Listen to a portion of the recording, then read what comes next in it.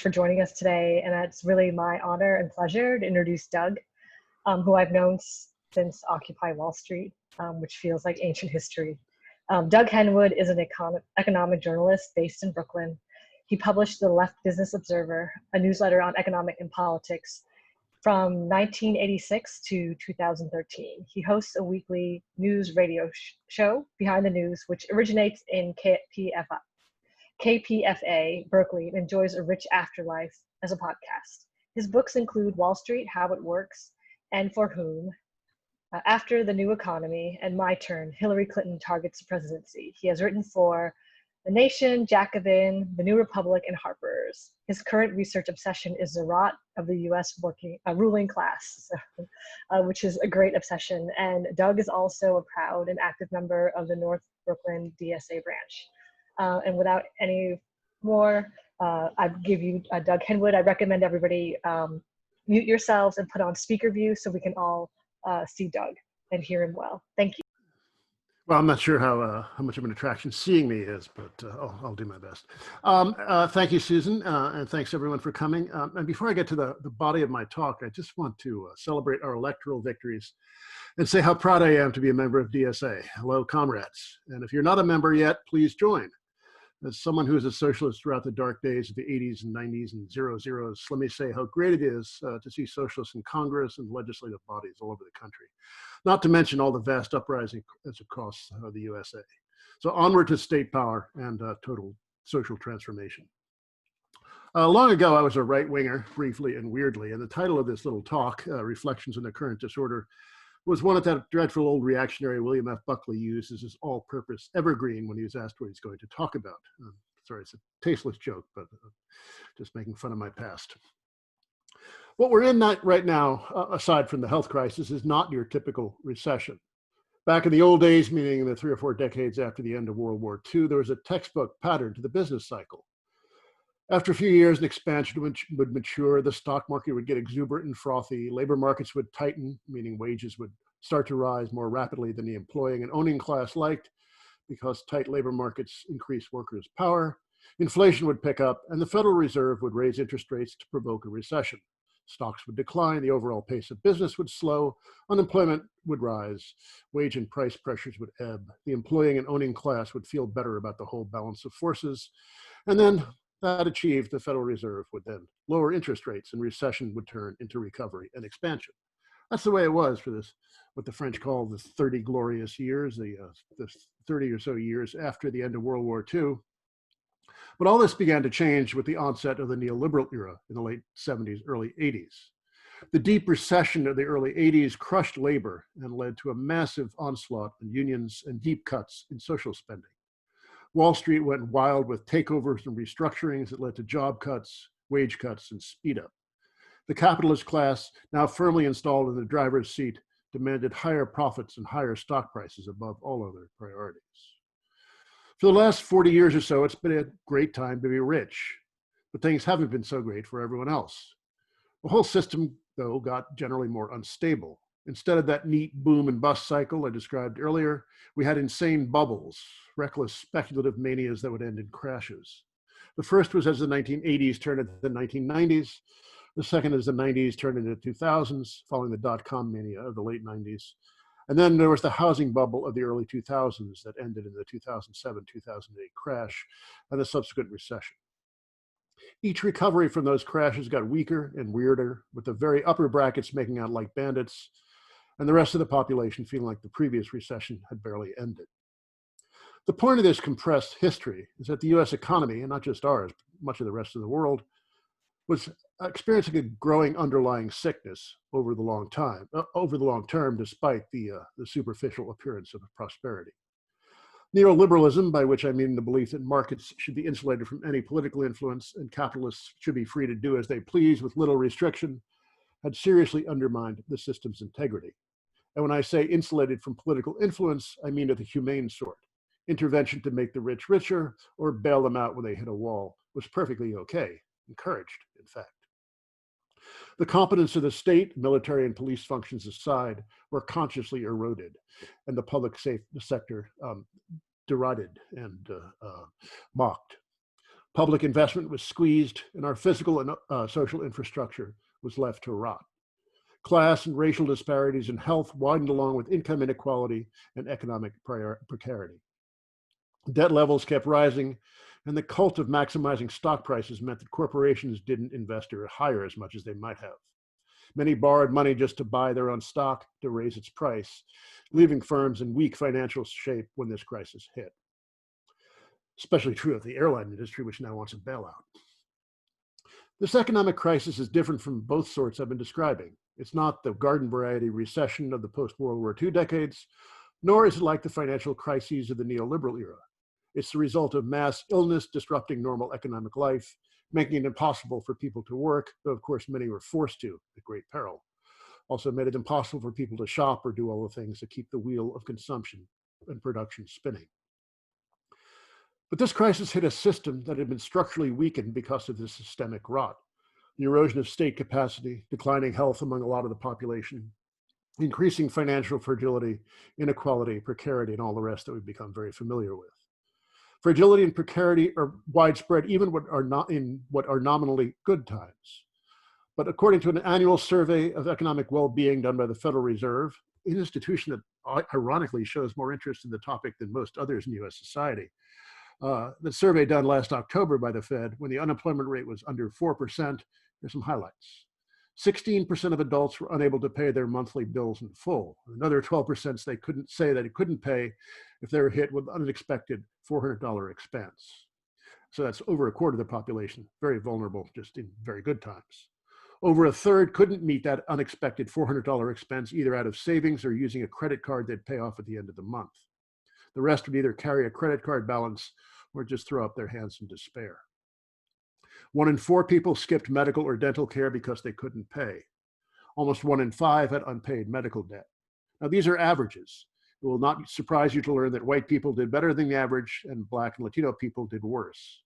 For example, almost 4 in 5 white people were doing okay or living comfortably, as the survey put it, compared with about 2 in 3 Black and Latino people.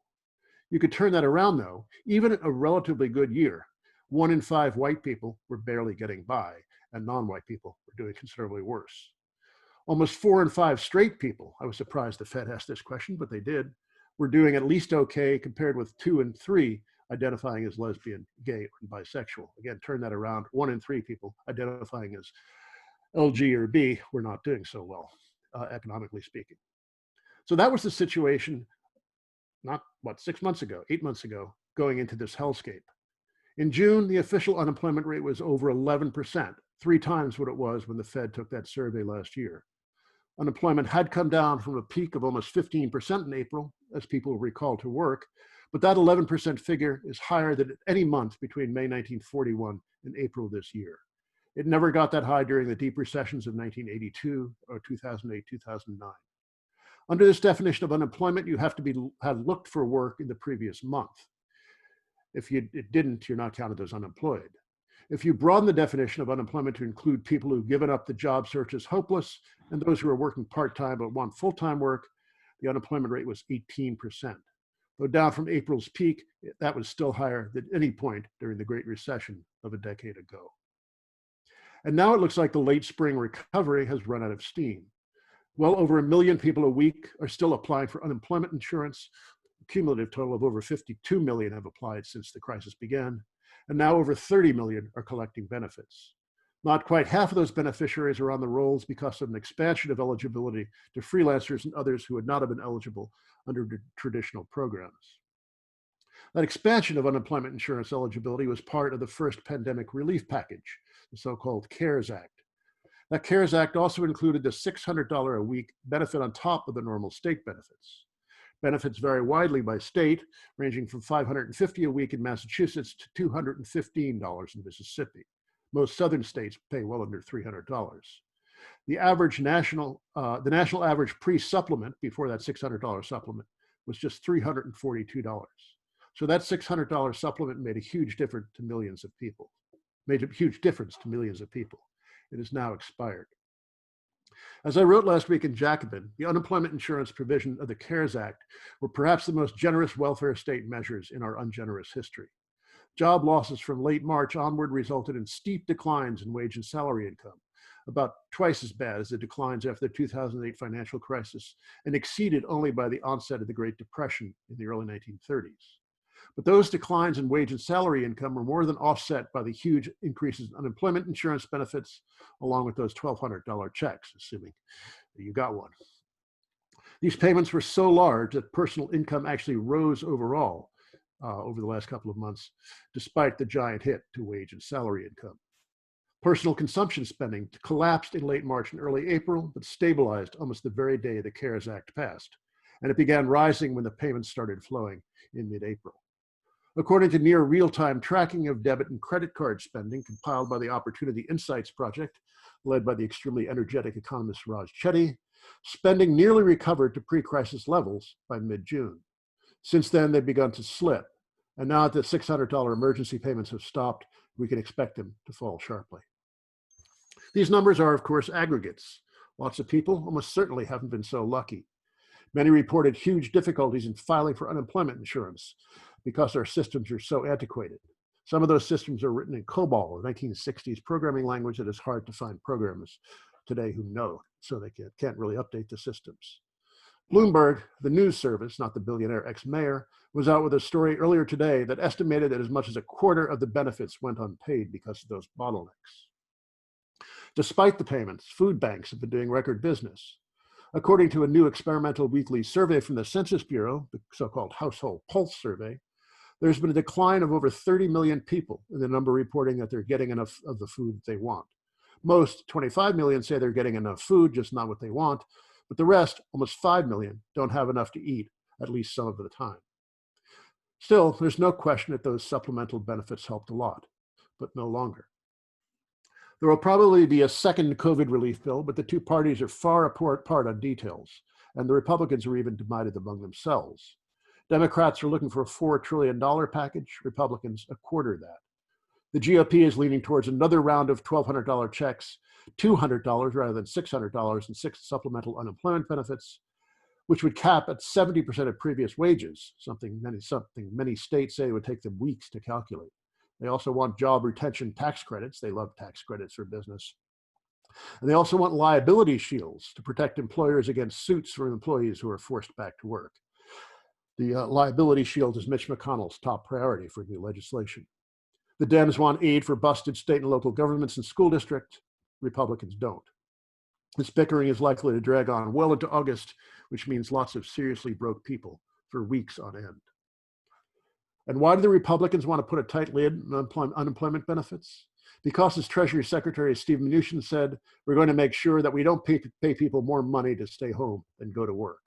The idea is to make the benefits so mean people are forced to go back to work whether they want to or not. That attitude isn't stopping Mnuchin from looking to forgive loans extended to businesses under the Paycheck Protection Program, or PPP.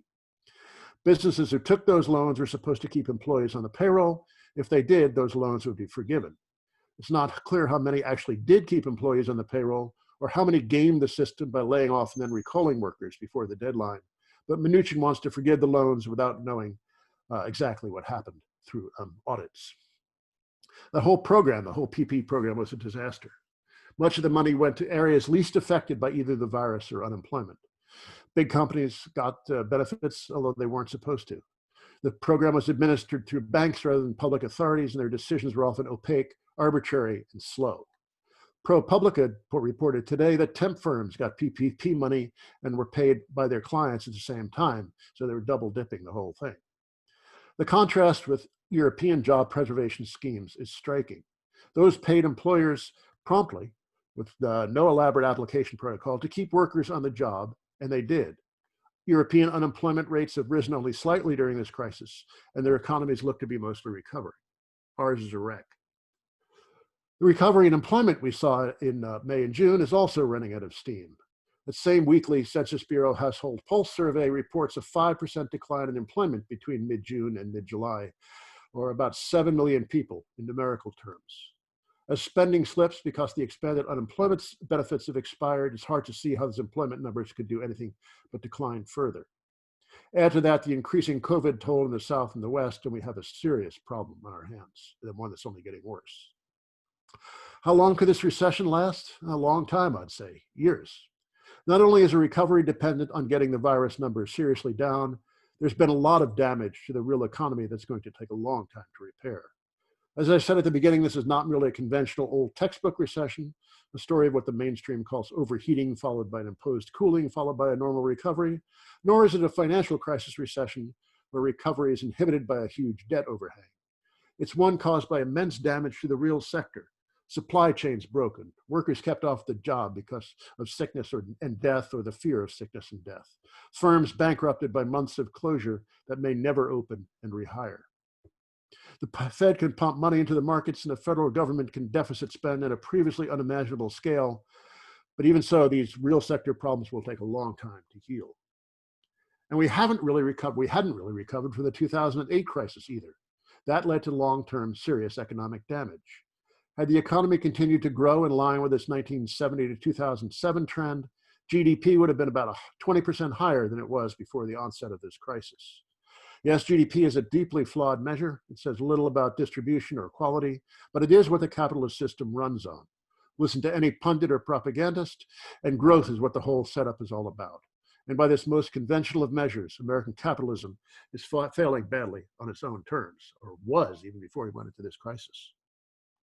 And with all this gloom about, why has the stock market been doing so well? I can see at least 4 reasons. 1, the financial market's reputation for rationality is thoroughly unearned. The markets are populated by traders with the emotional volatility of 14-year-old boys. Actually, I have a 14-year-old son, and he's far more stable than your average stock trader. Second, the markets have been convinced the virus is going to go away soon and everything will be better. That bounce back was supposed to begin in the second half of this year. We're a month into the second half now, and it's not here yet. Major reason to worry: Trump economic advisor Larry Kudlow, who is almost always wrong about everything, says we're going to see a 20% GDP growth rate in the third and fourth quarters of this year. The US has never seen 20% growth over 2 quarters since the end of World War II. The closest we came was not quite 15 during the Korean War buildup of 1950. So I'm tempted to put a negative sign in front of whatever Kudlow predicts. Third, the Federal Reserve has been pumping trillions into the markets for months. That's potent fuel for a speculative fire. And fourth, most of the market's gains are concentrated in 5 big tech stocks: Facebook, Amazon, Apple, Microsoft, and Google. They're up 35% since the beginning of 2020. The rest of the market is down 5%. A 5% decline is not big, given the damage to the real economy, but it still tells a much different story from what the tech biggies are telling. So, to ask Lenin's classic question, what is to be done? Most urgently, people need serious income support, at least $2,000 a month for at least 6 months. We need eviction and foreclosure moratoriums to prevent what looks like an inevitable wave of mass homelessness. State and local governments and school systems need big support. If they don't get it, there will be massive job and service cuts that will generate misery and deeper depression. Longer term, never has the Green New Deal seemed so practical. Nancy Pelosi's Green Dream or whatever, dismissal to the contrary. It has just about everything we need: the massive public investment program to repair our rotting infrastructure and also save the climate, the kinds of social spending we need to make the poor not poor and the working and middle classes comfortable and secure. For decades, civilian public investment net of depreciation has hovered just above zero, which is an economist's way of saying we're doing little better than replacing things as they decay.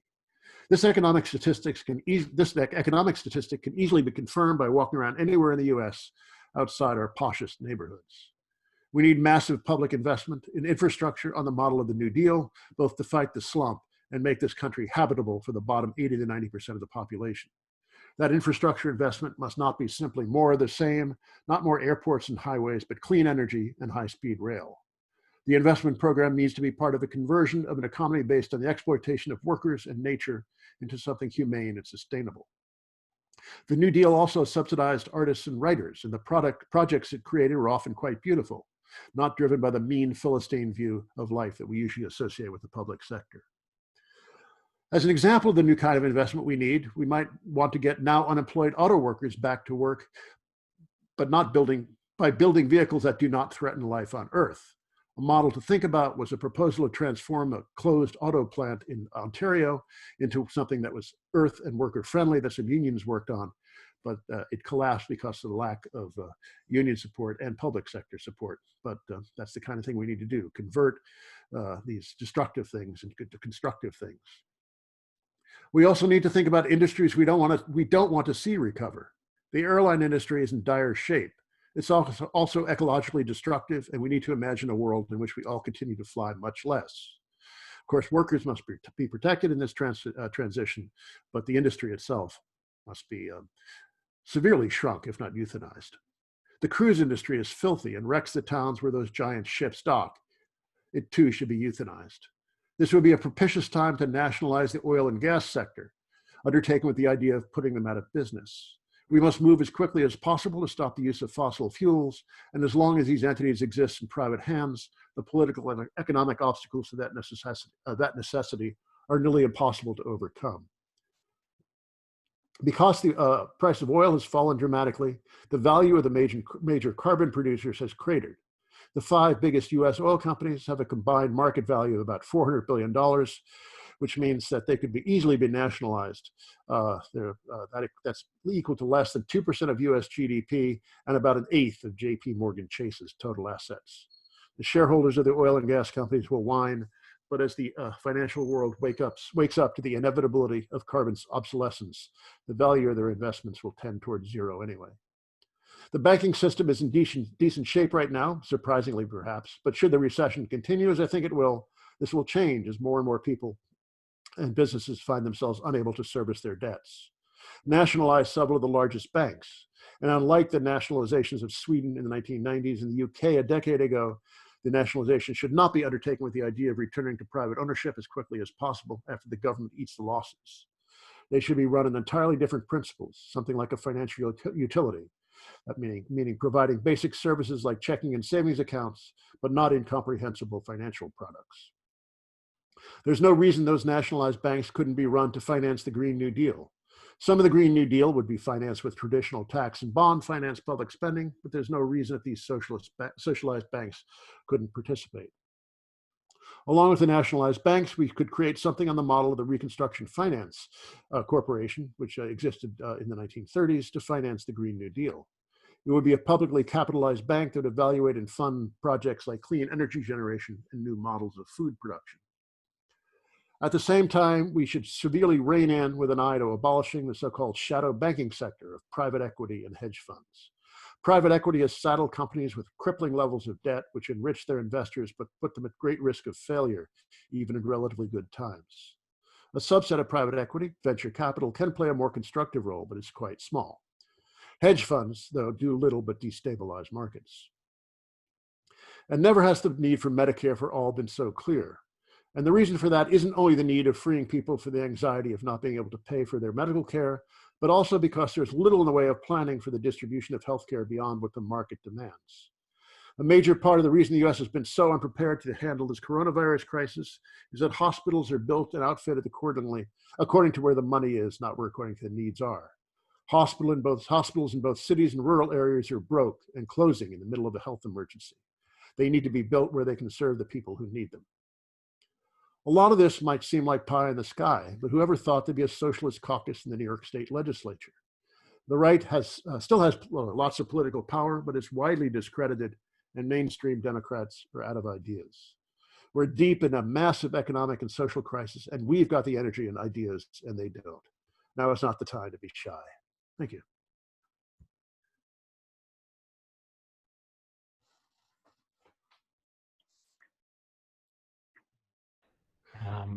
Thank you, Doug. Thank you. That was great. So to everybody, the hosts of the event, myself, Susan, and Carrington, just prepared a question from each of us just to get Q&A kind of started and to give people time to get your thoughts percolating from all Doug just presented.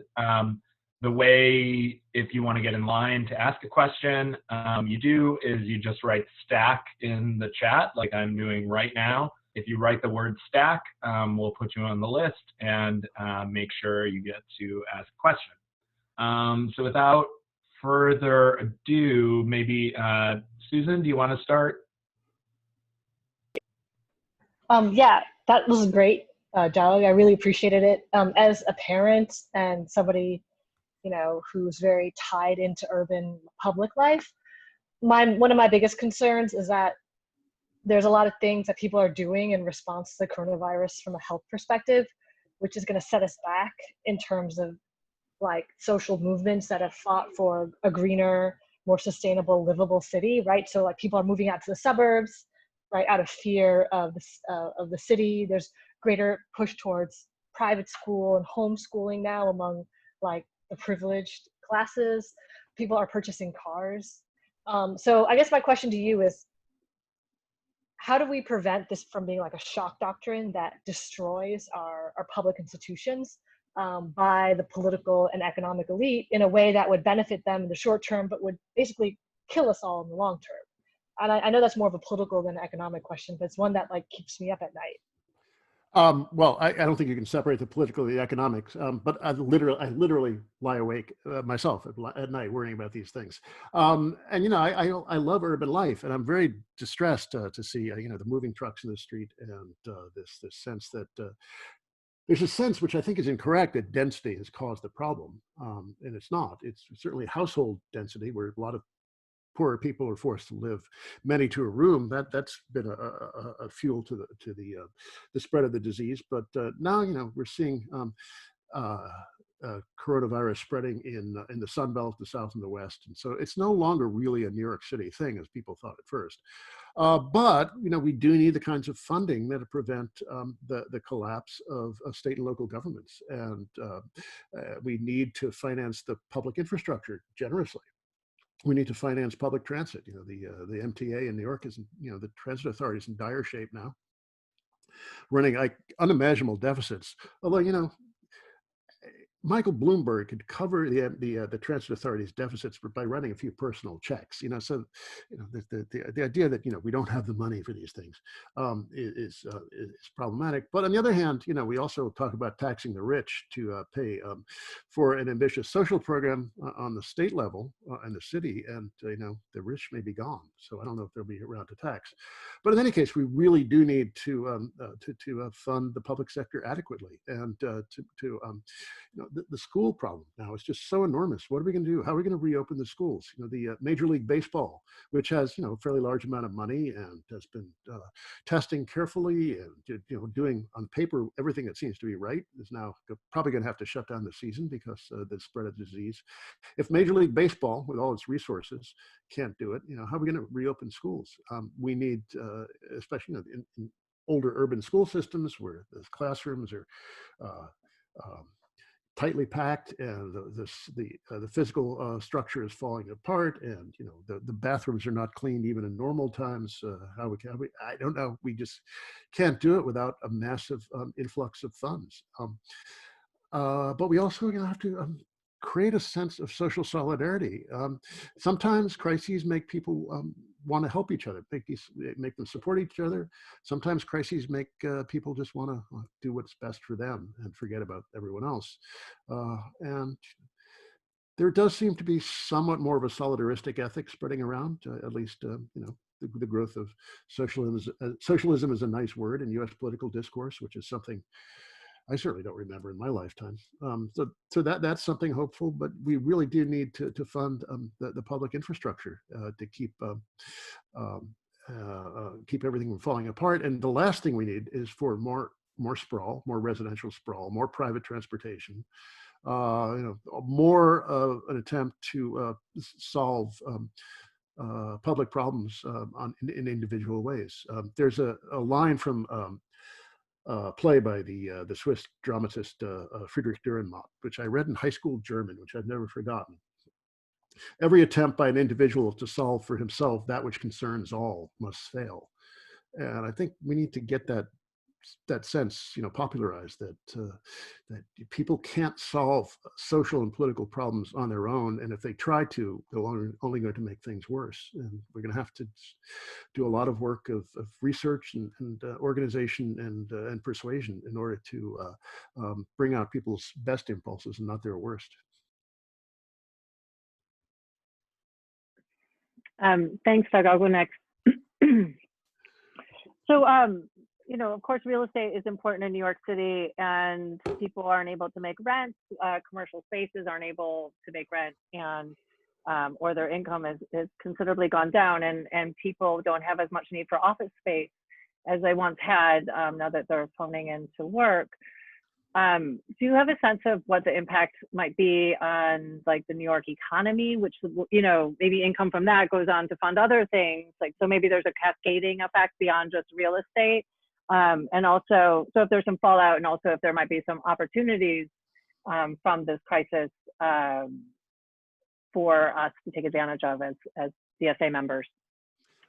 Well, that stuff is going to be dire. I mean, I think there's going to be, this idea that people can work remotely indefinitely is spreading around. Google is going to keep people working at home for another year. I think that's going to be economically damaging in the long term, because one of the things about cities, one of the things that makes them economically dynamic is people meet each other, talk to each other, create a kind of synergy, and all this accidental synergy. But also, this is old idea in economics of industrial districts, geographic clusters of people in firms in similar industries that cross-pollinate each other. I mean, one of the reasons that Silicon Valley became Silicon Valley was that there are all these firms concentrated in a relatively small area. And you see this in it's a lot of the knowledge industries in New York City too, where people, just run into each other at bars, talk to each other. There's all these kinds of social interactions that create a good deal of creativity over the longer term.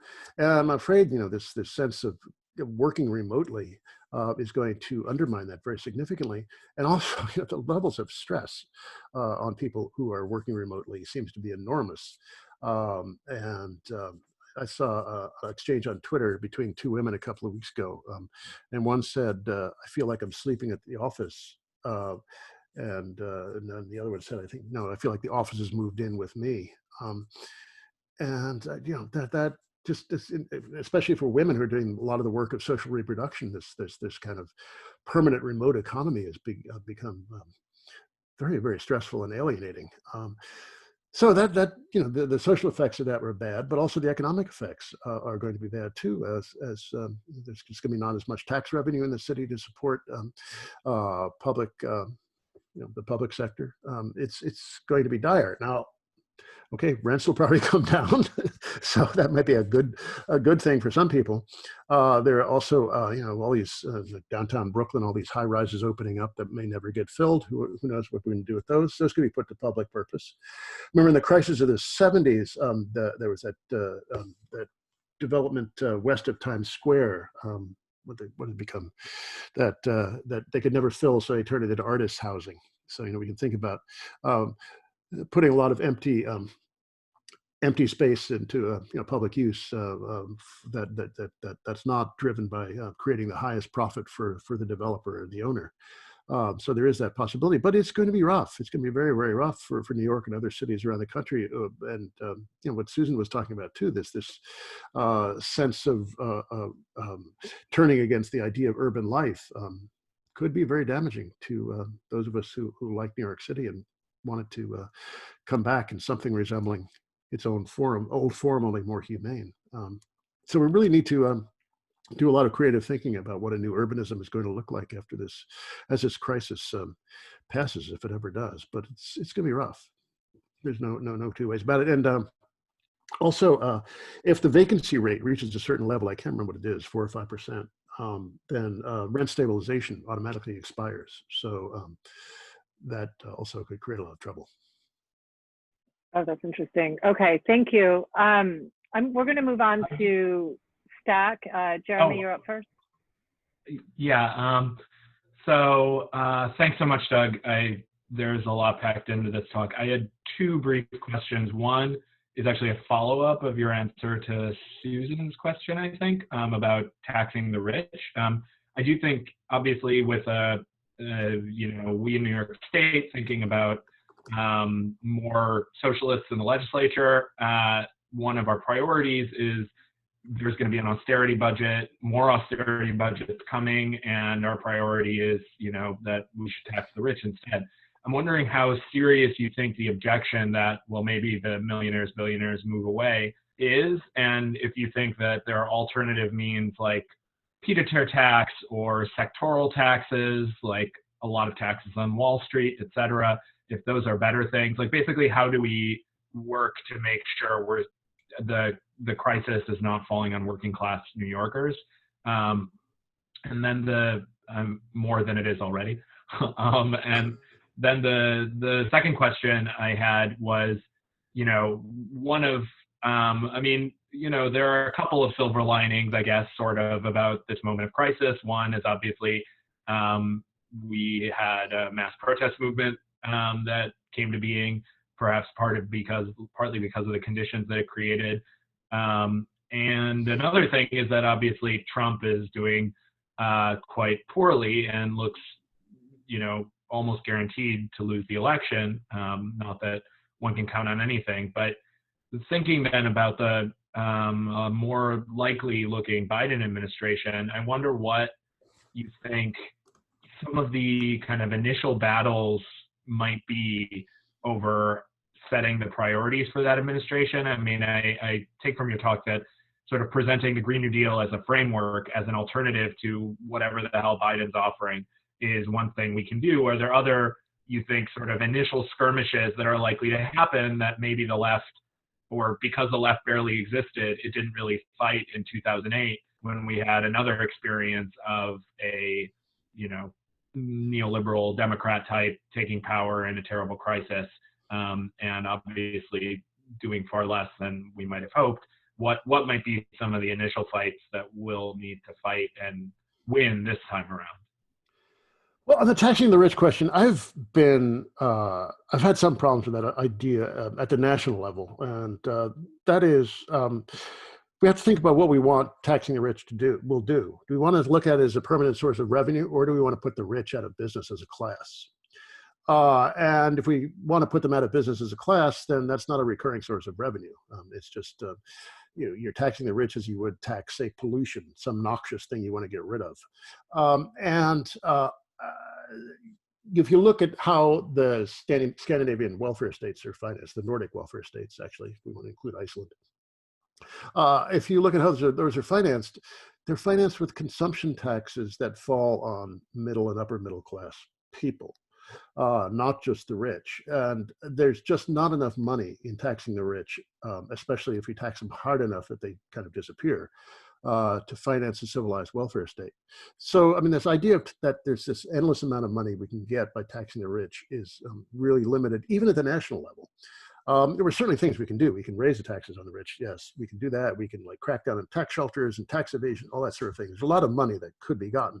But if we really want to talk about a serious long-term reconstruction of the fiscal order so that we actually have a civilized welfare state on something like, and then we shouldn't get carried away with idealizing Sweden or Denmark, but, when an American woke up with a political economy like Sweden or Denmark tomorrow, it would seem like we've had some kind of Bolshevik revolution, it seems. So if we wanted to do that, though, we need to shift about 20% of GDP in spending. And that's a lot of money, and there's just not enough money at the high end. The problem gets really acute when you start talking about states and cities, because people are very mobile, and the rich could move to Florida. So there are limits to the strategy of using taxing the rich as a way of financing large-scale public programs. We have to get over this fear of taxation that people, across the political spectrum, but even fairly liberal people have gotten spooked by the idea of taxes. We need to get over that idea. We have to tax people if we want to do things right. Maybe not right now, but we certainly have to think about that over the longer term. So that's just a limit of taxing the rich. We need to think about other things that we can tax. Same thing, taxing Wall Street or any of the other things. It's a similar problem. As for a Biden administration, I noticed that the platform committee today rejected Medicare for all by a very large margin. Obviously that's one of our top priorities, and we're not going to get much out of mainstream Democrats right now. On the other hand, they need us. They can't win with the left has now become a sizable presence in the Democratic Party, and they know it. And given the way, at least rhetorically, Biden has been pandering to us to some degree, that shows that they know it. So we just have to keep fighting and demanding and organizing people and press as much as we can. And I look at the way the right took over the Republican Party, and starting in this, well, they really got going in the 50s, but they didn't really get the ball rolling into the 70s. And they did so by being really difficult, not compromising, being very demanding, being very strategic. A lot of them were former Bolsheviks and, or Trotskyists who learned their obstreperousness and discipline, organizational and ideological discipline from their work in communist and Trotskyist parties. I think we need to take a page out of their book and be just really demanding, disciplined, and uncompromising, and be willing even to be spoilers sometimes. The right was never shy about defeating, by losing an election to a Democrat because they were pushing a more extreme candidate. A lot of people on the left are always worried about being spoilers. We really need to, I think, be a little blunter, a little tougher, and maybe take that kind of loss every now and then to make the longer term progress. But yeah, we got to be tough, disciplined, and insistent. Something like the Green New Deal, we badly need a serious infrastructure investment program, just even by conventional economic thinking. So we need even just an awful lot of like mainstream Keynesians, liberals would agree with this right now. So we need to shape that. So we're not building more highways, more airports, and more carbon spewing crap. We need to start talking about what a green infrastructure would look like. So we can ride that one to our advantage to some degree. Thanks, Doug. So we have quite a few people on Stack. Let's go with Lena and then Ziad. Hi, I see there's 36 open seats in City Council, and I was thinking, what can we do to, on the local level? How should we in the city? What can we do in the state Senate? What should we be pushing for? Well, the city council seems like a rich field of possibility there, because 36, I didn't realize that many seats, but that's a lot of seats that are open, meaning no incumbents, right? So there's a lot of possibility there. Now the city is very, very limited in its capacity to raise revenue. We can raise a few fees and small taxes, but not very much, and we need to get state approval to do those sorts of things, and the state is usually not forthcoming. So we need, more of our kinds of people in the state legislature as well. We've been, the new left presence in the state legislature hasn't really moved much on these kinds of tax and budgetary questions. They've gone after other things so far, but we need to start thinking about how we might be able to fund a better state and better city. There's certainly a lot the city council can do about policing, things like that. It'd be great, it'd be great to have civilian control of the police force, which we don't seem to have. Any number of things like that, education policy, the city has considerable control over that, but we don't have power of the purse. So that's limited. So we need to help the state, but we really need a whole lot of DSA people running for city council seats. That seems like an extremely high priority to me. And it seems achievable. I really, love Bernie Sanders, and his two campaigns did an awful lot for to create this new visibility of social democracy or democratic socialism. But the presidency is the bourgeoisie's office, basically.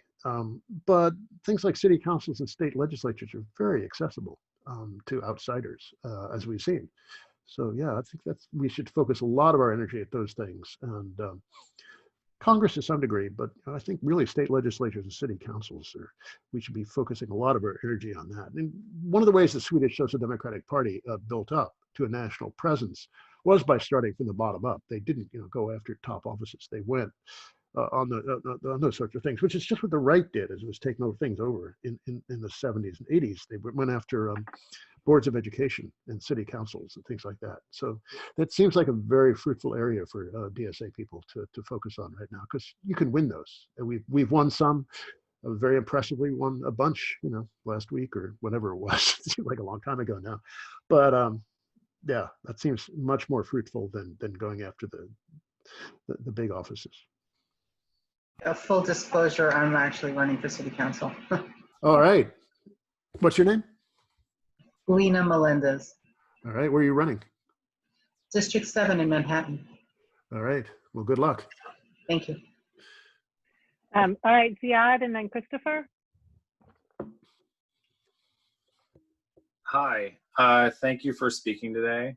I will try to be brief with my question. It's a little long-winded. So there are a lot of workers who make up sectors of the economy that can't work from home. They also have kids and families, but also sustain the economy and a number of sectors like food production or warehousing that basically like protect the economy as it exists even under COVID. Do you think that the private sector has an interest in kind of like appeasing these workers so that they don't demand a Green New Deal, or they don't kind of like take up a more militant stance?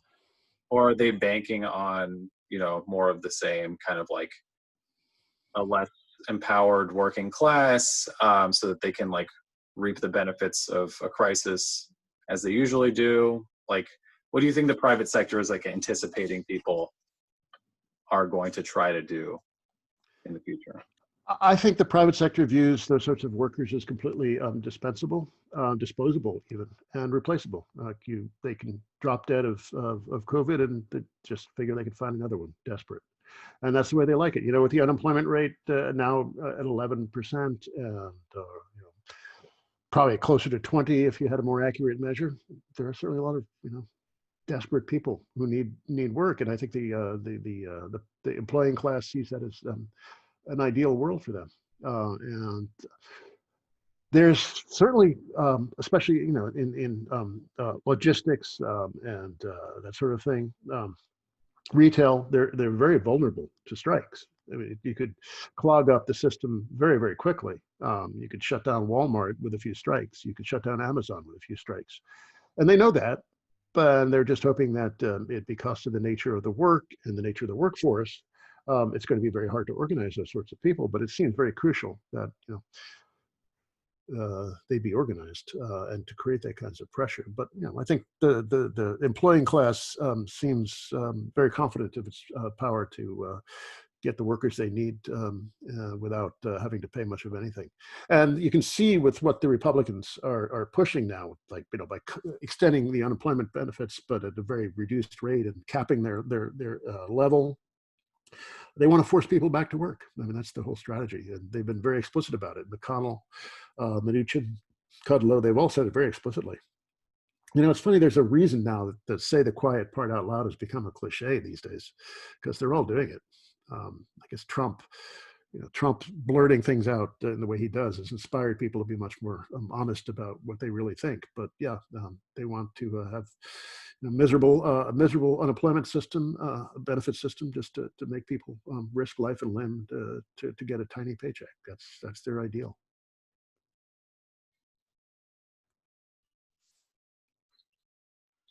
Okay, thanks. So Christopher, and then there's a 510 number who has a hand raised. You can go after Christopher. Thanks again, Doug. So for years, the right has pursued the strategy of starving the beast. And as you mentioned, defunding, vilifying, and debasing the public sector. In addition to Trump's politicization and terrible leadership on COVID-19, there's also been, in my opinion, incompetence by federal public health officials that can't be explained by Trump alone. And in this context, do you expect that it will be more difficult to make the case for massive public investment that's required to recover and move forward from this crisis? Yeah, that's a really big problem. The way I like to put it is that Trump is is a turn for the worse, but things have long been quite bad. And I think both those things are important to say, that things have long been quite bad, but Trump is also a turn for the worse. I don't like it when people say like, oh, it's always been this way. No, it's really a turn for the worse. On the other hand, it's not unprecedentedly bad. So you have to keep those two things in mind at once.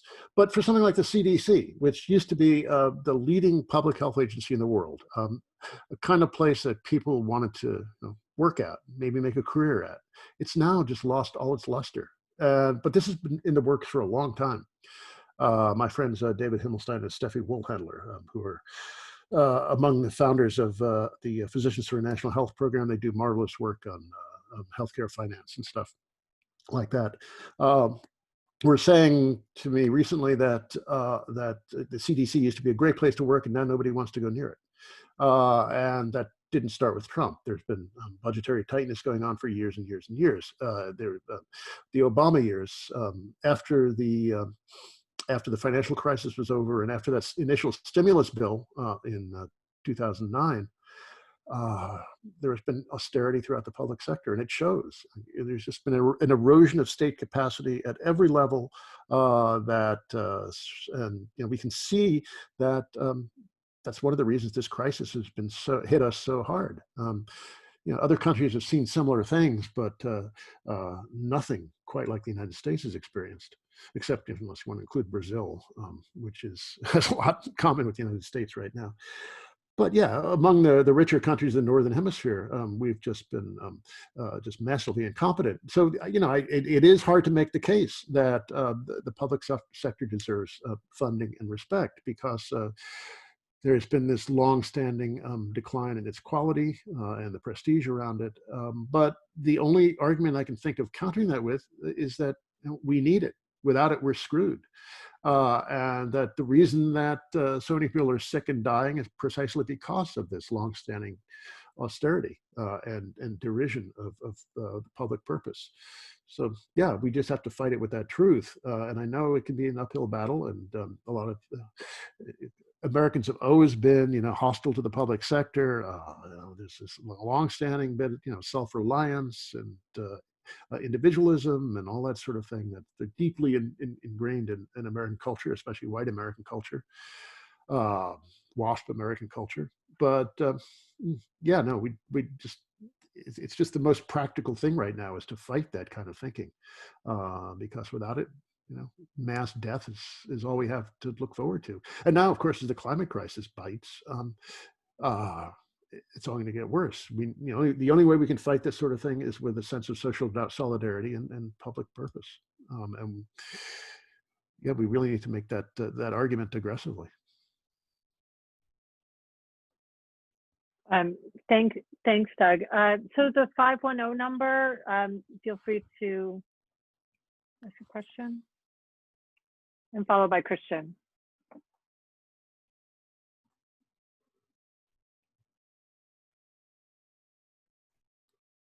Okay, if you want to come back another time, we'll move on to Christian Stack.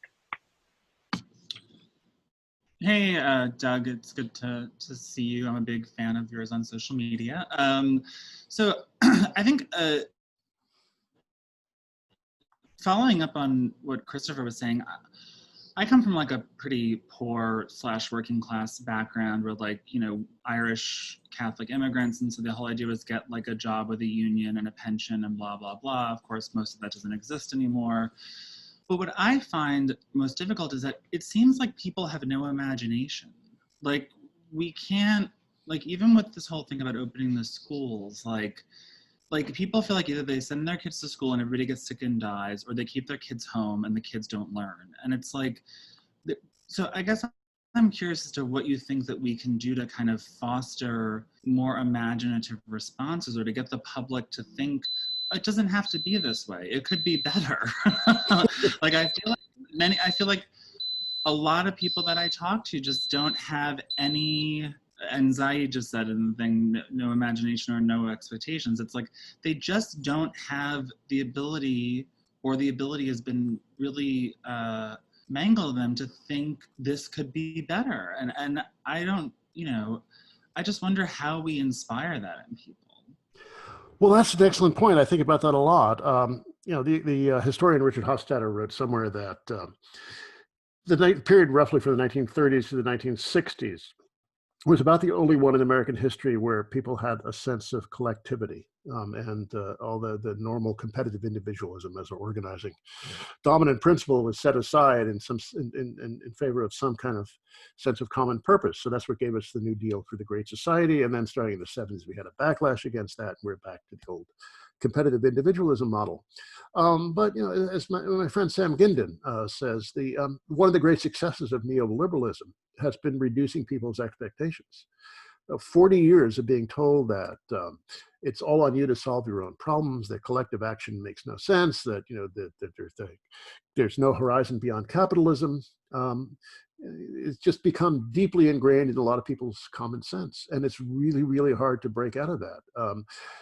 I hope that younger people are departing from that, but they're growing up in a society in which that sense of collective purpose and possibility of doing things differently has been, under constant attack since the late 1970s. And yeah, we're not thinking creatively about the schools. You're right, exactly about that, because we have these two impossible choices that we're presented. Going back and dying, or staying home and having a really fucked up lives. we could do other things. I'm certainly not an education expert. I have friends who are full of ideas of how we could do things differently. We could do outdoor schooling. We could do smaller groups. But we're not doing that work, and we've squandered most of the last several months with not doing that work. We should have been, if we want to do something in September, which is not all that far away, we should have been thinking about that for months on end. But you know, we've just been cobbling things together. The teachers union in New York City has really done absolutely nothing, as far as I can tell, to do anything creative to challenge the orthodoxy. And they should be doing better. I hope that the dissident Moore caucus within the UFT can come up with some better ideas of what to do. But right now, it's certainly not coming out of the union side.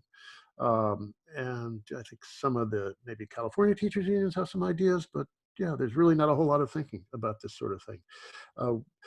Sometimes I just think, and when I have 3 a.m. insomnia despair, I think that the United States is kind of like finished as a country, and it's just hopeless. And this is what it feels like. This is what it feels like to live in the middle of a society that's just lost its will to live, or its eagerness to innovate and think. The U.S. has long been a very, very brutal society, but there was a dynamism to it for a long time that compensated at least to some degree for that brutality.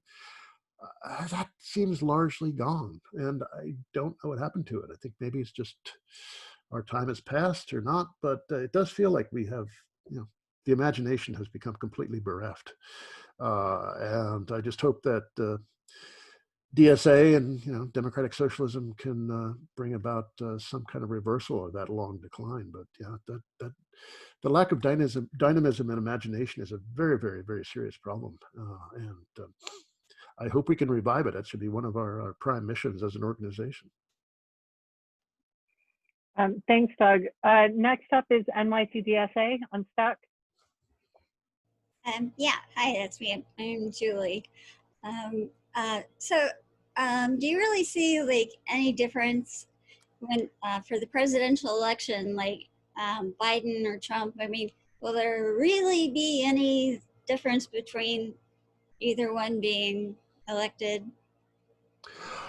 There was a time I would have said not all that much, but I've really changed my mind on that. We can say all we want about the awfulness of Joe Biden and the kind of Democrat he is and the wing of the Democratic Party he emerges from and all that. But, I still don't think there would be 150,000 dead people were there some kind of technocratic Democratic president in charge. I mean, Cuomo screwed up massively at the beginning of this crisis, but ever since, he's done an awful lot better than, the Republican governors in the South have. But also, I think it's extremely important to reject Trump's politics. And I even, the last couple of weeks, I've really come around to thinking that even the safe state strategy is wrong. I think Trump really needs to be defeated by a huge margin. Like the politics that he represents and the kinds of people he encourages, these like neo-Nazis and white supremacists and all these revolting, slimy characters that have been energized by his presidency. They need to be rejected by a large margin. If we have a large popular vote margin, it makes it harder to do voter suppression, electoral college trickery. And, like it or not, I guess Biden is probably a little more open to being influenced from our side of the spectrum than any Republican president would be. And, as Jane McAlevey pointed out when I talked to her recently, she said, if you're a union organizer, what happens with the NLRB really means a lot to you. And the NLRB under a Biden presidency would be a more union-friendly operation. It's far from perfect. It's not going to be, anarcho-syndicalist or anything like that, but it's going to be an awful lot better than one under Republican domination.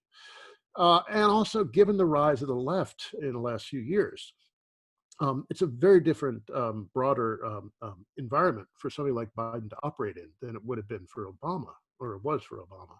There was no pressure, very little pressure coming from the left in Obama. I remember, in March after he took office, we're still in the depths of the Great Recession and job losses like crazy. He called up, or he had somebody call up on his behalf, David Brooks, to say, oh, we really want to do something about entitlements, cut Medicare and Social Security. I hope that, Biden were in a similar situation in March of next year, he would not be calling up David Brooks and talking about his lust to cut entitlements, because I think the environment is so much different. The challenges are different now. So, yeah, I think it's really important to get rid of this repulsive character, Trump, and replace him with somebody who is, uninspiring and often terrible, and somebody with an often terrible history. His history with the crime bill and his rhetoric around race has been often terrible, but it would feel better. I mean, and also the Trump has just worn us down psychologically. This constant sense of crisis and revulsion and distress has just taken a toll on everyone, and that was before we had mass sickness and death even. But now that we have mass sickness and death on top of it, it's wearing us all down. It's making us all depressed and anxious and killing us. So yeah, I think it's important. Thanks, Doug. Lee and then Steve.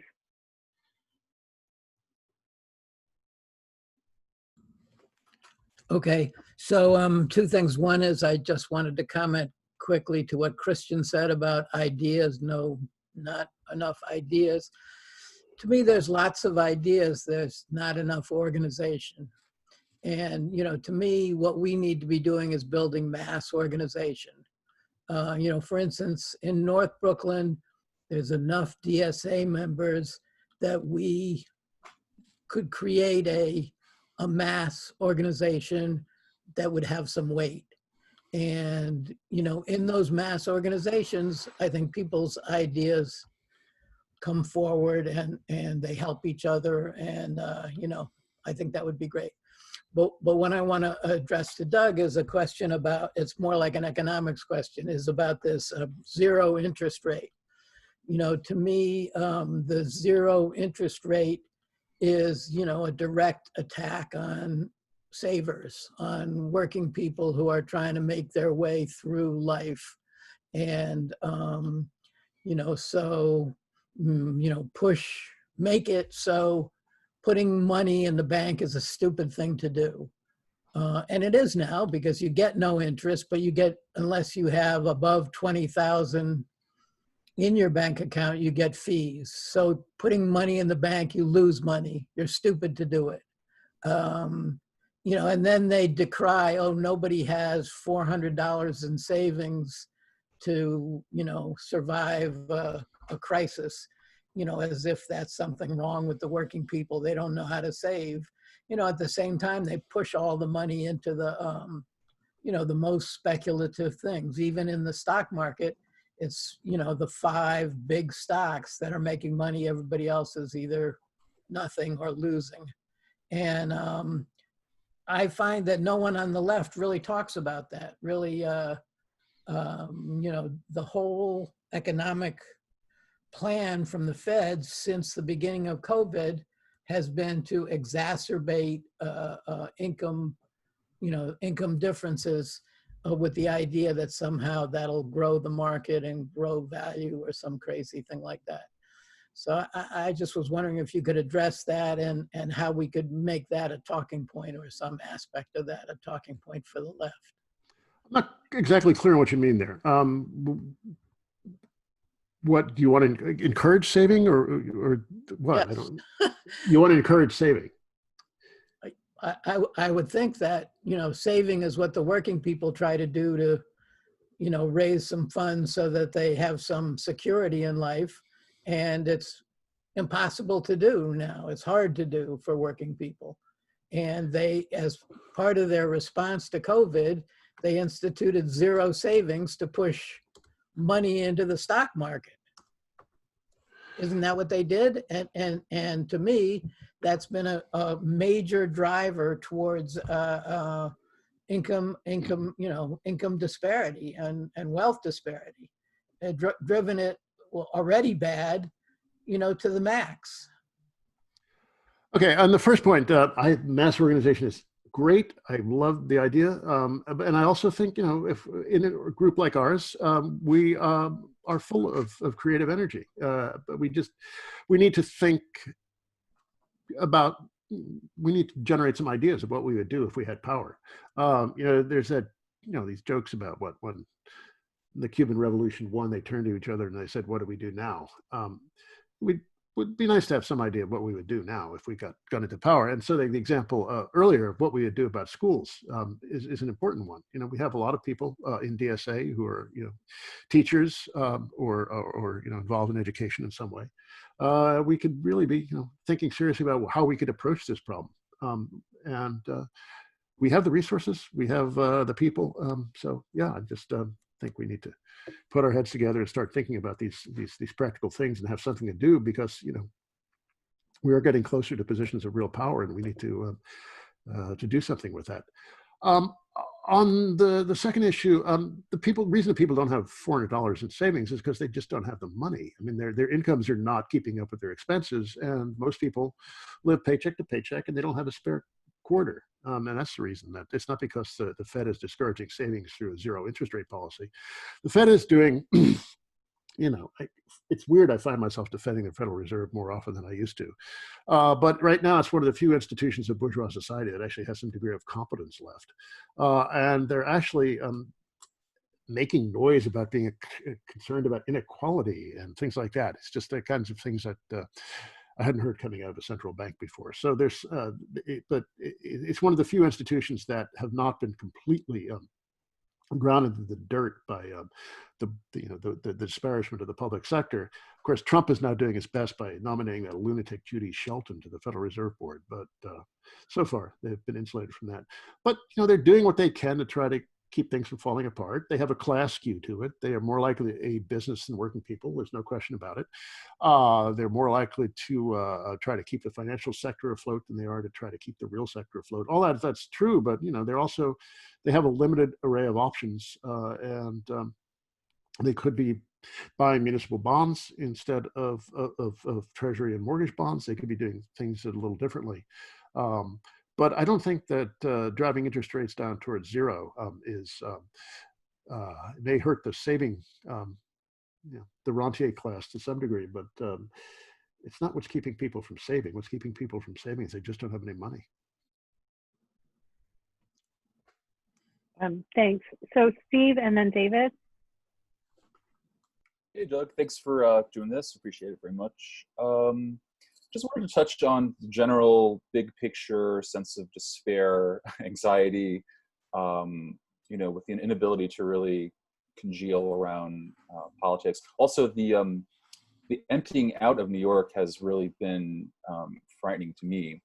I think that kind of, when we were talking earlier about the period from the 30s to the 60s being that one period in US history where there was a sense of shared solidarity, I have a sense that we took that dividend and sort of built the suburbs with that. And I think the triumph of the right really was the triumph of sort of the Sun Belt. And I'm just wondering, now that, we're seeing a lot of, people moving out, whatever, what do you think the left's prospects could be, if there are any, in the burbs, which is, I believe, where the majority of people in the country live? I know Elliot Engel was kicked out, which is sort of one thing, but curious to hear if you have any thoughts on this sort of, it seems like, the left's strength really is in cities, and even sort of like on Twitter today, I saw like there was this map of even sort of college towns. I mean, it's a very common thing. Anywhere that has density is sort of like where we're winning. But I wonder, like, what do we do with all this massive, we expended so much capital building this thing, the suburbs and exurbs. I'm wondering what the hell could be the fate of that. Yeah, well, now they look very ecologically unsustainable, and we do need density and less gallivanting about. Not so you don't have to drive your car to get a container of milk. So the suburbs look very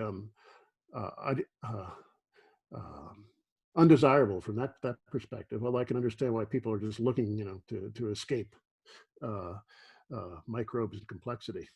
But on the other hand, a lot of older suburbs are developing a lot of problems that cities have. There's a lot of poverty in older suburbs, inner suburbs in particular. They also have the infrastructure problems. They're far more diverse than they used to be. I noticed that Trump is making an effort to try to keep the suburbs white. As he's been rather explicit about that, or at least appealing to people who are nervous about increasing diversity in their suburbs. So there are certainly suburbs and there are suburbs. Like inner Nassau County is got a lot of problems that cities do,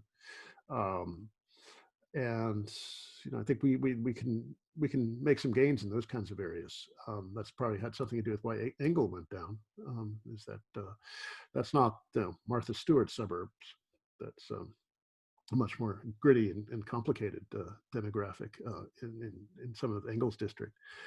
Yeah, I mean, we need to have more victories like that, and something like a little over half the population, I believe, lives in suburbs. About a quarter lives in rural areas, and a quarter in metropolitan, in central cities. So we can certainly.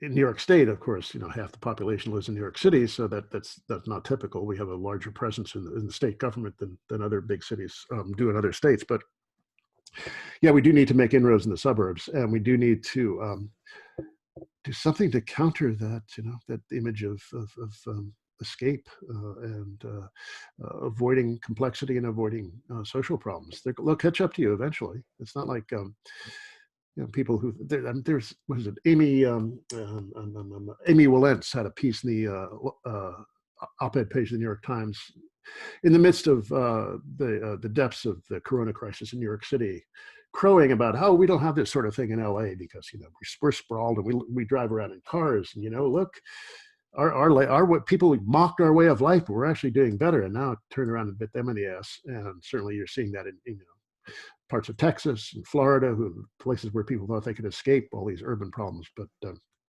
viruses don't respect geographical borders very much. So I guess we just have to appeal to some combination of longer-term self-interest and social solidarity and basic humanity. Because if we all seal ourselves off in these exurban worlds, we're just going to accelerate our doom. If I may, I also feel like just the nature of home ownership, local taxes, like everything's really, these people are not going to vote to raise their taxes, I don't think. I feel such despair thinking about these places that, they feel in their minds already, maybe they are tax burdened and, they are segregated. These are places people go to be in white sort of enclave. I don't know. I could just go crazy talking about this. I will not. I feel you. Yes. Yeah. It creates it flows from and reinforces and recreates a very bad consciousness. Thanks. So next up is David, followed by Jeremy. Excellent. Thank you, Doug, for having this. I'm new to DSA, so excuse if the question sounds a little bit novice, but as a as a small business entrepreneur, one of the things that really upsets me when I hear about the Black Lives Movement is that we're not talking enough about sort of the economic viability of us becoming sort of equal in this country with whites. And we know that economically, that's going to be the best way to do it. And I think about that also in terms of our socialist goals. Where are the socialist, quote unquote, small businesses that we can reinvest our money in, and then use that economic power to grow ourselves politically? I did a couple of searches on socialist corporations, so to speak, and I found a bakery in Italy, but not really many around the country necessarily that have socialist ideas and are spending money on socialist initiatives. Can we do that in a way that helps build our political and social power as well, building up strong socialist organizations where our money comes back to our initiatives? Well, I don't know. I have mixed feelings about all this. Kevin Danaher, one of the founders of Global Exchange, used to say we need socialist entrepreneurship. And I understand what he means. Bhaskar Sankara is certainly a very skilled socialist entrepreneur himself. But I don't know. I have a lot of socialists just don't like small business very much. Small businesses tend to pay less. They're generally more dangerous places to work. For workers, there's often less opportunity in a small business. Swedish social democracy always said that if you can't pay a good wage, you don't deserve to be in existence. And there are an awful lot of, every time we hear about objections to the raising the minimum wage, it's because it's going to hurt small business. And then people get nervous and say, we don't want to hurt small business, but I don't know, if you can't pay a decent minimum wage, then maybe you shouldn't be in business. So I don't know, it's kind of hard to get socialists to do too much cheerleading for small business. I think we want to think about, if we want to reduce racial inequality, I think we need to do it with public programs of a good welfare state, taxes on rich people to reduce their wealth. I don't know about I don't know what a structure of reparations would look like, but some kind of affirmative action that would try to right the wrongs of centuries of racial oppression. Sure. But I'm not sure we're going to find that by encouraging small business. I think we're going to find that Black business owners are going to be just as brutal as white business owners because the market makes them behave that way. And I'm wondering if, I'm aware of that pushback that probably as socialists, we get very scary when we hear about corps and they're just another eventual asset to keeping people down. But if we imbue them with a lot of our ideals about keeping basic wages and proper health care, and a lot of our goals about creating responsible businesses for people, like B Corps, for example, just throwing that out there, can we create business that is a lot better than what we're seeing on Wall Street and around this country? Because they are socialist businesses that have equality sort of as their foundation, and that are using our money. I see several people in the chat window saying co-ops, and I certainly agree with that. I think that's a great idea. Yeah. Co-ops also have to exist or operate within a competitive market system, and we need to figure out what to do about that, because it's the competitive market that makes businesses try to cut costs and keep wages low and keep the payroll as small as possible. And I don't have the answer to that off the top of my head. I will say, as a conciliatory gesture, that something like Medicare for All would certainly make it easier for small businesses to operate. That they wouldn't have the expense of providing healthcare for their employees, or like feeling terrible about exploiting their employees by not giving them healthcare. So there's that. Just generally a decent welfare state would make it easier for some small businesses to operate. But yeah, B Corps and co-ops are okay, but my enthusiasm for those things gets to be, I can't get too enthusiastic about them, I have to say. So maybe somebody else could come up with the emotional energy to cheerlead those on, but I may be the wrong one to ask about that. I wrote a piece long ago, about 20 years ago, about denouncing the myths around small business, and I still kind of stand by that. Sorry, don't mean to, don't take it personally, please. Okay, it's okay, it's all right. Thanks all. So next up is Jeremy, followed by Obi. Hi, Doug. I had a couple of other questions, specifically about, I guess, politics today, like the two parties and what's going on. I find it a little flummoxing. Like, I think you're right that the Republicans are trying to force people back to work, but I really don't understand why, given what the polls are showing about what people's worries about the virus, given the fact that, like, obviously Trump had the enough populist sense of political savvy that putting his name on the stimulus checks was like a big priority of his, that sort of thing. I don't understand why they're not willing to put more money in people's pockets, at least until the election. Like, is it that they're so blinkered by ideology? Is it that they're being pressured hard by business that's worried that workers are going to demand these, wages equivalent to their unemployment plus ups?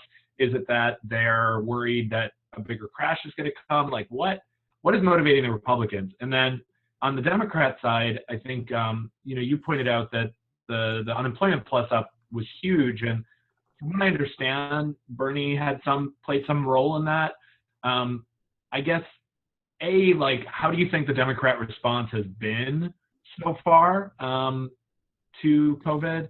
And do you think they have an adequate strategic perspective on the present? Is there some way the left can try to push them strategically? Like, it's not clear to me the Democrats have any red lines on the new bill that's coming. And I wonder what socialists should be saying are like the red lines that, AOC voted no, I think, on the last one. What should they vote no on in this one? Should they be organizing for a no vote if it doesn't have certain key things in it? That sort of thing. Actually, can I step away and get a glass of water? I'll be back in a minute.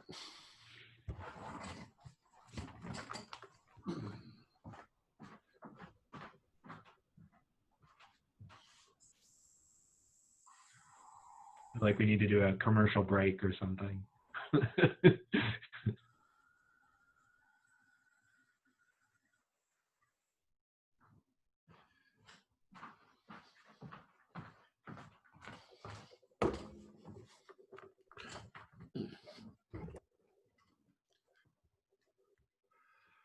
I just found myself repeating Trump's denunciation of the low flow faucet as I was filling my glass. I would say a couple of things. First, the Republicans, I think, are driven by this idea of keeping the working class on, as the Brits say, on its back foot all the time. They want people to feel off balance, have no sense of security, at the mercy of the employing class. That's just what they want all the time. When Leo and Panich and Sam Giddon are writing their book on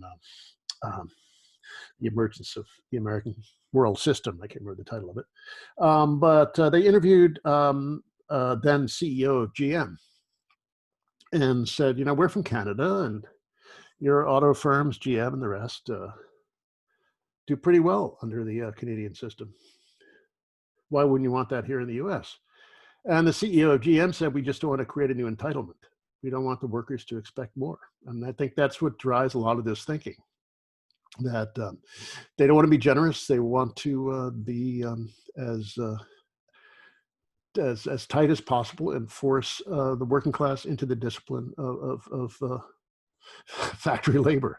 That's their interest. The Democrats are certainly not averse to those kinds of influences. There's certainly a lot of employer influence in the Democratic Party, but they also have some degree of electoral duty to appear to care about the state of the working class. So they can't be quite as brutal as the Republicans are. I'm sure in their heart of hearts, some of them would like to be, but they can't be quite as brutal publicly. The Democrat response so far has not been half bad. And I noticed that in the negotiations that are going on now, they're demanding bigger aid for state and local government. The Republicans want none. They're demanding $600. They're demanding more money for income support payments. And they're demanding more money for the schools, which these are all good things.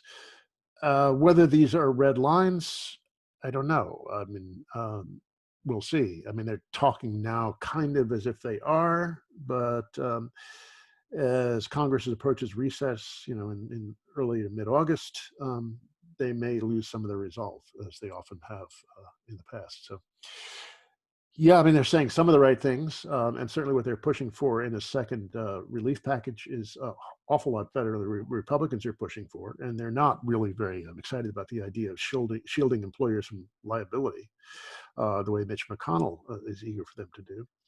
But they're at least susceptible to pressure coming from our side in ways that the Republican Party is not. So, yeah, they may fold in the end, but for the moment, they're doing not a half bad job.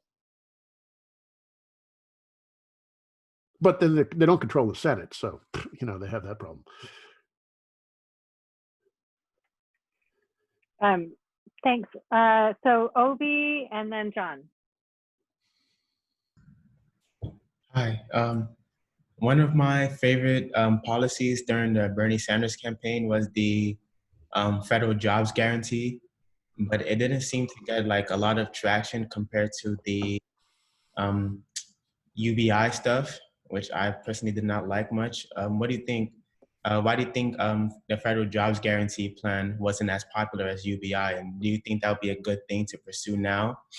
I'm curious, what's your reservation about UBI? I think it would be like a good short-term thing, but it wouldn't be as good as the federal jobs guarantee because like you pointed out, if everyone had a job, the working class wouldn't be so anxious, and the labor markets wouldn't be flexible, so to speak, and the wages would probably go up. But I think if everyone just got a check every now and then, it'll once a month. It's kind of like what the people in Silicon Valley would say. Like they think that their technology is going to get rid of everybody's jobs, but they still want people to have a Netflix subscription. So they give everyone a check every now and then, but that's what I think. No, I agree with a lot of what you said there, because and if you run the numbers on a UBI, you have two choices. One is it would be generous, in which case it would be so incredibly expensive that it's just beyond the capacity of the economy to afford it.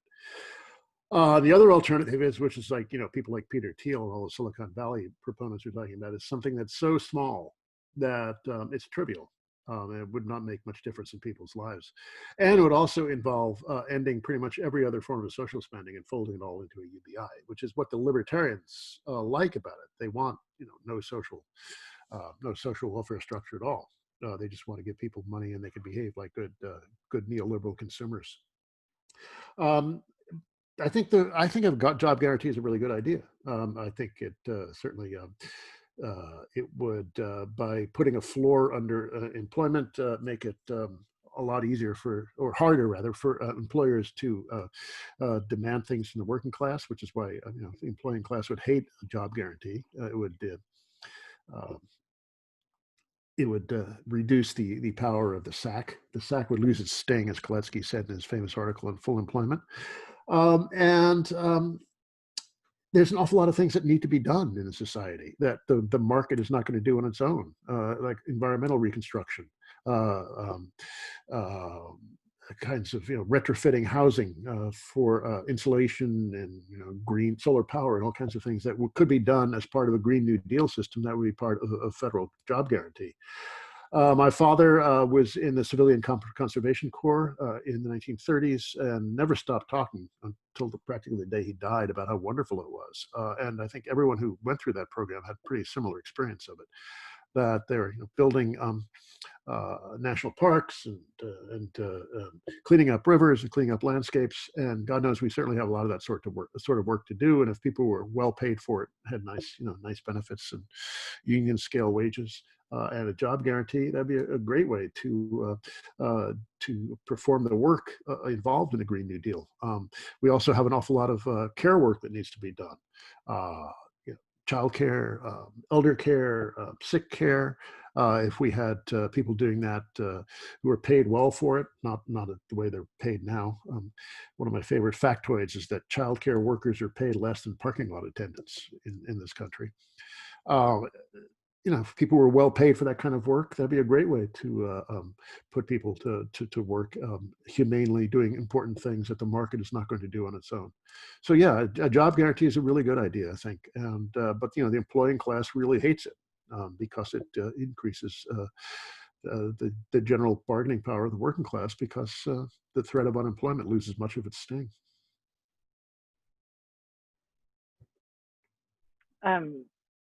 Indeed. Okay, so I think that we have a final stack, and that is John, and then Claire will take us out. Hey everybody, sorry for no camera. I'm going to go back to the school reopening question real quick. I was thinking, based on what you said, how both alternatives seem like potential disasters, either going back unsafe or staying online, and all the inequities of that. Do you think there'd be any appetite in New York to kind of shut down now, or like in August, just kind of do what we did in late March to kind of create the climate where coming back could be safe? Or is that a crazy idea that could never happen? You mean shut down to reduce the infection levels? Right, and just to, yeah, reduce the infection levels, generally create a reality where people could return and it would be safe, which is not the case yet. Yeah, well, our numbers are very, very low now. But of course, there's always the danger they're going to go up again. And I think people don't really have much of an appetite for shutting down again. And, we've been gradually reopening for the better part of 2 months, and the numbers are still, I think they're actually lower now than they were at the beginning of June. So, I mean, that's developing very well. But on the other hand, Israel thought it had beaten the coronavirus, and then it started reopening, and they're now a mess. It all happened in a very short time. And at least according to one study, one of the major vectors of transmission was they reopened the schools. We just don't know how to handle the school thing. We can't clean them. We can't provide enough space. A lot of them are just falling apart, poorly ventilated. It seems very, very reckless. We need a really well-developed testing and tracing system to do that sort of thing. We don't have that yet. So I think we could probably get the infection numbers down maybe a little further, but I fear that the risk of reopening the schools is getting to look pretty bad. It says, I can't remember if I mentioned this earlier, but the Major League Baseball can't do it with all its resources. Then I don't see how the New York City Department of Education could do it.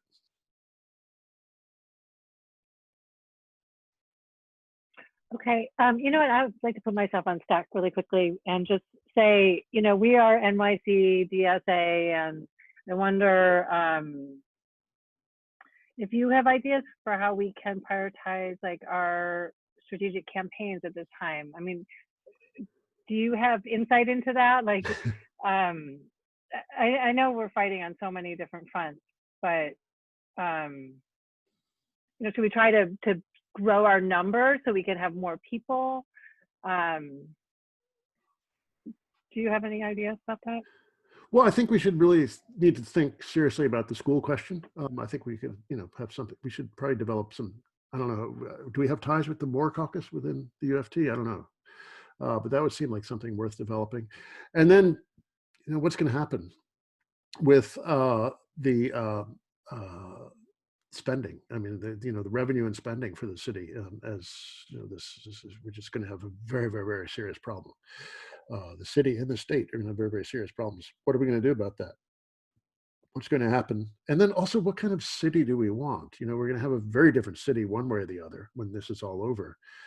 What do we want it to look like? I think we need to, do Jane Jacobs for the 21st century maybe, and start thinking about that. Might be a good reading project, Jane Jacobs. But we need to think about what kind of city we would like this to look like.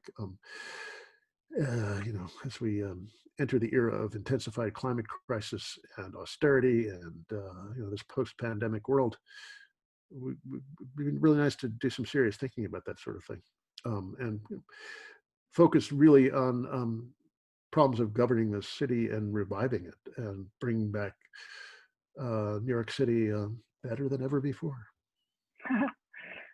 Well, here's to that. Well, thank you so much, Doug. That was really, I think, a worthwhile discussion, important, and we covered a lot of different points. And everyone asked such interesting questions, and I know I got a lot out of it. Thank you. So if you like that, come to, join Political Ed, because we do wonderful events, and Doug is a cherished member of our group. Here is, here is our, Jeremy, what is our email address so people can get on our mailing list? We have night school, as Jeremy mentioned, we have night school coming up starting on September 14th. Nathan Robinson will be kicking off the fall semester. So that should be worth attending. And if you're not on our email list, you probably want to, please get on it. And Claire, would you like to give a few words about North Brooklyn DSA branch? Yeah, absolutely. Thank you, Carrington. And thank you to the Political Education Committee for putting this together. It was really great. And especially thanks to Doug for your presentation and also for answering all of these really thoughtful questions. I think it was a really generative conversation. So it seems like there are a bunch of people on here who are not specifically in North Brooklyn. So I'm going to start kind of like broad and then narrow down. If you aren't currently in DSA, we're going to encourage you to join. I'm going to put the link here to join in the chat here. New York City's chapter specifically is growing exponentially, but chapters all over the country are growing, and there's never been a better time to be a socialist. So there's the first link there. So thank you, Jeremy. And then we are going to be pushing members in North Brooklyn, but this is obviously for anyone who's in the chapter, to help us support the movement for rank and file, to help more, which I think was just came up in the last question. On a day of action on August 3rd, the Moore Caucus is organizing a national day of resistance against unsafe school reopening. We'll be mobilizing members to support our rank and file comrades in that effort. Here is a link for that. And obviously you don't have to be a North Brooklyn member to support this. This is just the Facebook group that's doing that right now. And then some North Brooklyn specific housekeeping. We have a North Brooklyn Summer Social coming up on August 16th. We're hoping to see some people, some new members, some old members, socially distanced there for maybe some outdoor and safe beverages, barbecue perhaps. Here's a link to RSVP to that. We hope to see some new members there. And then if you're not currently on our email list, you can email us here to join. I know there are a bunch of new members. I think we've had like almost 400 members join the past, since the beginning of March. So if you're a new member and you're in North Brooklyn, that's the territory, that's Greenpoint, Williamsburg, Bushwick, Ridgewood. Email us to get involved or to get our email list. That's our email there. And yeah, we'll have other events coming up, a branch meeting in the future, and a new member orientation coming up soon as well. So for any updates, follow us there. We're also on all the social media. So yeah, that's my spiel for now. Excellent. Thanks, Claire. And this talk should go up on NYC DSA's YouTube channel. So look for that in the next week or so. I think that's it. Thank you again, Doug, for everything. Everyone else, thank you for attending, and we hope to see you at the next one. And thanks, everyone. It was really a great conversation, and I love DSA. Thanks, all. Right. Power.